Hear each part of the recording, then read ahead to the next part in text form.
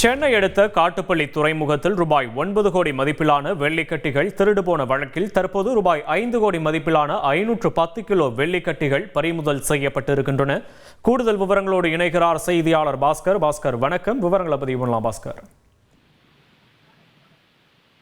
ஸ்ரீபெரும்புத்தூரை சேர்ந்த தனியார் ஏற்றுமதி இறக்குமதி நிறுவனம் லண்டனில் இருந்து 2 கண்டெய்னர் லாரிகள் மூலம் சுமார் 39 டன் வெள்ளிக்கட்டிகள் இறக்குமதி செய்து வருகிறது. இந்த 2 கண்டெய்னர் லாரிகள் மூலம் அந்த வெள்ளிக்கட்டிகள் துறைமுகத்தில் இருந்து லாரிகள் மூலம் தங்களது வேர் ஹவுஸ் நிறுவனத்துக்கு கொண்டு சென்று இருந்தது. தனியார் நிறுவனம் ஆய்வு செய்தது. இதில் 20 டன் எடை கொண்ட வெள்ளிக்கட்டிகள் வந்த கண்டெய்னர் லாரி பெட்டி சரியாக இருந்த நிலையில் 19 டன் எடை கொண்ட கங்க்ராட்ஸ்.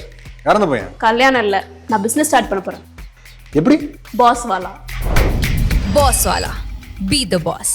வெள்ளிக்கட்டிகளில் வந்த கண்டெய்னர் லாரி பெட்டியில் எடை குறைவாக இருந்தது தெரிய வந்துள்ளது. தொடர் ஆய்வில் சுமார் 9 கோடி ரூபாய் மதிப்பிலான 922 கிலோ எடை கொண்ட 30 வெள்ளிக்கட்டிகள் மாயமானது தெரிய வந்தது.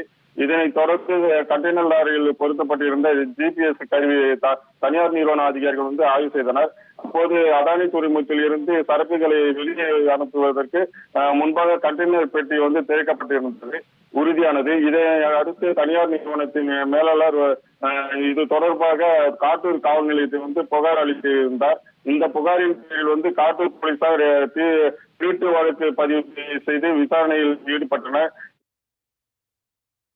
விவரங்களுக்கு நன்றி பாஸ்கர்.